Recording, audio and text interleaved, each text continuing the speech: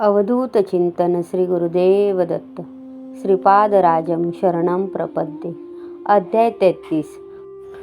रमणी आणि नरसिंह रायडू यांचा विवाह श्रीपादांनी स्वतःच करविला. आम्ही दोघांनी श्रीपाद प्रभूंची आज्ञा घेतली.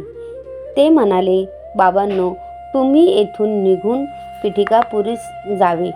माझे मंगल आशीर्वाद तुमच्या पाठीशी आहेत. श्री महागुरूंची आज्ञा शिरसावंद्य मानून आम्ही दोघे कृष्णा नदी पार करून पलीकडील तीरावर पोचलो. तेथे एका दगडावर श्रीपादांची पादमुद्रा पाहिली. नित्य श्रीपाद प्रभू त्याच दगडावर उभे राहून सूर्यनमस्कार घालीत असत. श्री चरणांनी चरणकमले पाहून आम्हास आश्चर्य वाटले आणि अत्यानंद झाला. आम्ही पंचदेव पहाड या ग्रामास पोचलो. तेथे अल्पहार करून पुढच्या प्रवासास प्रारंभ केला. एका ज्वारीच्या शेतातील पायवाट्याने चालत असताना त्या शेताच्या मालकाने आमचे स्वागत केले. खाण्यास मधुर फळे आणि गोड ताक दिले. त्याचे नाव नरसिंह रायडू असे होते. त्याने स्वतःचे घर शेतामध्येच बांधले होते व तो तेथेच राहत असे. एक दिवस त्याच्या घरी विश्रांती घेऊन त्याचे आदरातिथ्य स्वीकारावे अशी इच्छा त्याने व्यक्त केली. आम्ही त्याच्या विनंतीस मान देऊन एक दिवस तेथे राहिलो. त्याने श्रीचरणांचे लीला वैभव सांगण्यास सुरुवात केली. बाबांनो, माझे नाव नरसिंह रायडू आहे. मी लहानपणी अत्यंत दुर्लभ आणि भित्रा होतो. माझे माता पिता मी लहान असतानाच दिवंगत झाले. मी माझ्या मामाच्या छत्रछायेत वाढलो. माझी मामी फारच तापट स्वभावाची होती. घरात भरपूर काम करावे लागे, शिवाय शेतातील कामे पण करावी लागत. माझ्या मामाची एक मुलगी होती. तिचे नाव रमणी असे होते. तिचे सौंदर्य पूर्ण गावातील आमच्या कुलस्थांच्या सगळ्या मुलींपेक्षा अपूर्व होते. ती सद्गुण संपन्न असून तिच्यात देवभक्ती होती. श्रीकृष्णाला ती आपले आराध्य दैवत मानित असे. माझी मामी मला शिळे अन्न खाण्यास देत असे. हे तिला सहन होत नसे. माझा आहार फार अल्प होता. माझ्याबद्दल आदर असा घरात कोणाच नव्हता. कामाचा मात्र पहाडच असे. चोरून रमणी मला ताजे अन्न आणि मधुर फळे आणून देत असे. कधी ते माझ्या मामीच्या दृष्टीस पडल्यास माझ्याबरोबर तिची सुद्धा पूजा होत असे. माझे मामा स्वभावाने फार चांगले होते, परंतु बायकोपुढे त्यांचे काहीच चालत नसे. तिच्या समोर ते असमर्थच होते. कधी कधी माझी मामी आमच्या कुलस्थानातील माझ्यापेक्षा बलवान मुलांना बोलवून मला मारावायला सांगत असे. माझ्या या दुर्लभतेमध्ये मारहाणीने दुर्लभता आणि भित्रेपणा अधिकच वाढला. माझ्यापेक्षा वयाने लहान पण सशक्त मुलांसमोर सुद्धा मी असमर्थ, असहाय्य वाटत होतो. ते माझे टिंगल करीत. अशा प्रकारे कष्टमय जीवन मी जगत होतो. आमची रमणी सौंदर्यवान असल्याने गावातील आमच्याच कुलातील सगळ्या युवकांची तिच्याशी लग्न करण्याची इच्छा होती, परंतु तिला माझ्याशी लग्न करावयाचे होते. माझ्याजवळ पैसा अडका तर नव्हताच, शिवाय दुर्लभ शरीर आणि भित्रा स्वभाव यामुळे ते कसे जमणार हा प्रश्न होता. आमचे मामा धनवान श्रीमंत होते. ते स्वभावाने चांगले होते, पण त्यांना पैशाची आशा फार होती. मामी दृष्ट होती, परंतु तिची स्तुती केली की ती फसत असे.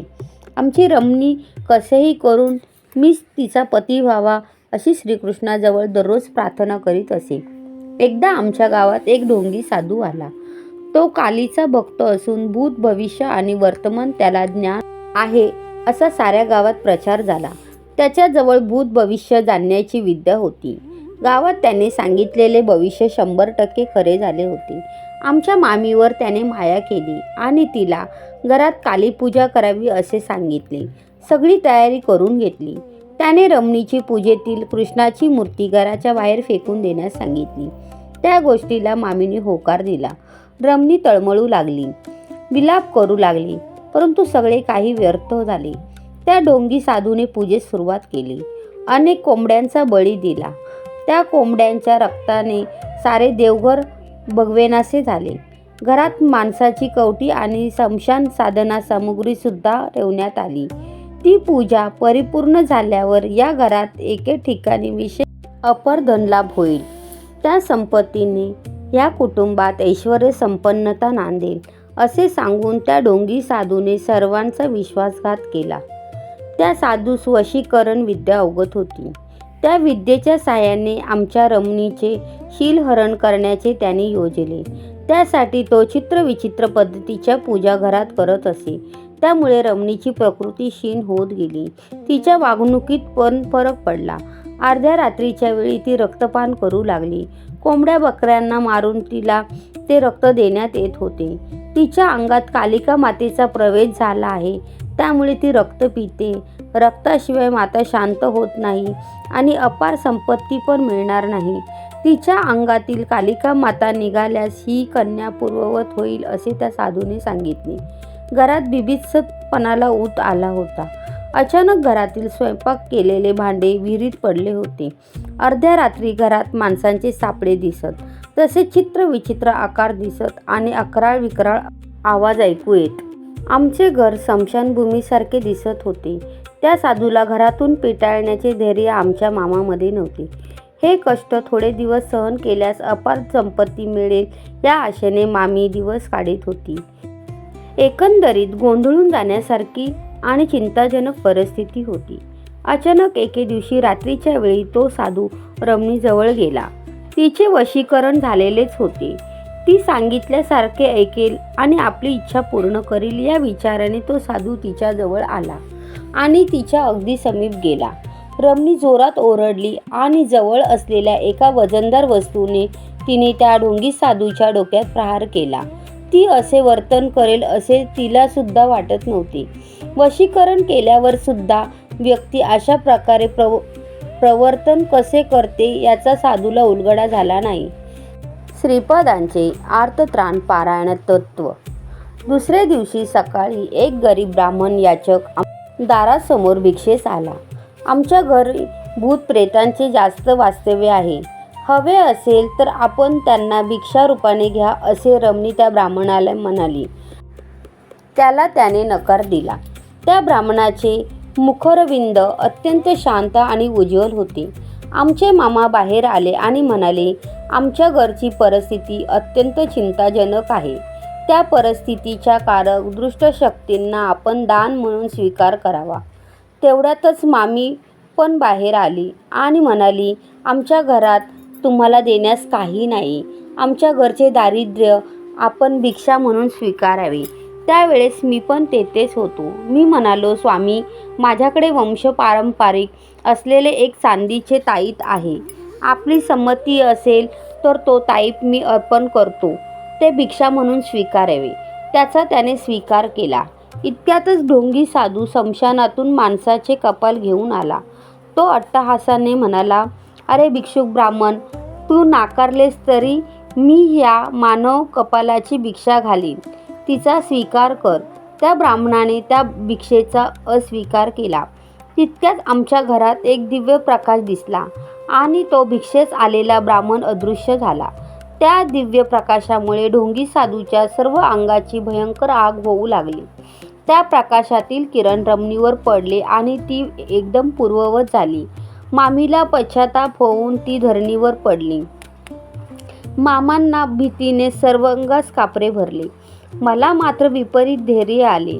माझ्या शरीरात शक्तीचा प्रवेश होऊन मी अत्यंत बलवान वाटू लागलो.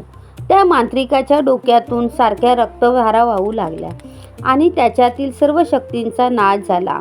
त्या दिव्य तेजोमय प्रकाशाचे एका मानव रूपात रूपांतर झाले. ते आर्तत्राण पारायण समस्त देवदेवता स्वरूपी आदी मध्य आणि अंतरहित असलेले दिव्य भव्य तेजोमय रूपाचे श्रीपाद श्रीवल्लभ होते. श्रीपाद श्रीवल्लभ म्हणाले, कालीमाता खरे पाहता मानवात लपलेल्या कामक्रोधादी राक्षसांचा उद्ध्वंस करते. ती कोंबड्या बकरे कधीच मागत नाही. या प्राणमय जगातील राक्षस शक्तीचा कालिका रूप धारण करून निरनिराळ्या प्राण्यांचे बळी मागते. खऱ्या कालिका मातेची शुभ लक्षणे प्रेम, शांती, दया वगैरे असतात. या प्राणमय विश्वातील राक्षसी शक्ती, असुरी शक्ती, भूतप्रेतादी शक्ती आम्ही देवता आहोत असे सांगून क्षुद्र विद्येचे प्रदर्शन करतात. क्षुद्र मांत्रिक त्याची उपासना करून या लोकात भलतेच उपद्रव निर्माण करतात. या जगातील निरनिराळ्या प्रेतात्म्यांना देवता शरीर धारण करता येते हे लक्षात ठेवा. पण त्या देवतांची देवी शक्ती मात्र त्यांना नसते. श्रीपाद प्रभू पुढे म्हणाले, धर्मरक्षणार्थ माझा जन्म होतो असे मी वचन दिलेले आहे. त्याला अनुसरून धर्मसंस्थापनार्थ श्रीपाद श्रीवल्लभांचा अवतार झाला आहे. हा अवतार दया, शांती, प्रेम, करुणा, आशा अशा अनंत शक्तींचे मिश्रण आहे. आमच्या घराची शुद्धी करून ढोंगी साधूला पिटाळून लावले. श्रीपादांच्या अनुग्रहाने मामी बरी झाली. श्रीपादांनी आम्हाला आशीर्वाद देऊन माझा आणि रमणीचा विवाह स्वहस्ताने केला. तेव्हा ती जेमतेम 12 वर्षाची मूर्ती होती. श्रीप्रभूंचे वास्तव्य पिठिकापुरातच होते. मायारूपाने ते पंचदेव पहाड या ग्रामात सुद्धा राहत. त्यांनी आम्हास ह्या अक्षदा दिल्या होत्या. शंकर भट्ट आणि धर्मगुप्त या नावाने दोघेजण येतील. त्यांना थोड्या अक्षदा द्याव्यात असे त्यांनी सांगितले होते. आहा, किती लीलामय स्वरूप आहे श्रीवल्लभांचे. श्रीपाद श्रीवल्लभांचा जय जयकार असो. श्रीपाद राजम शरणम प्रपद्ये. फलश्रुती अनुकूल विवाह होण्यास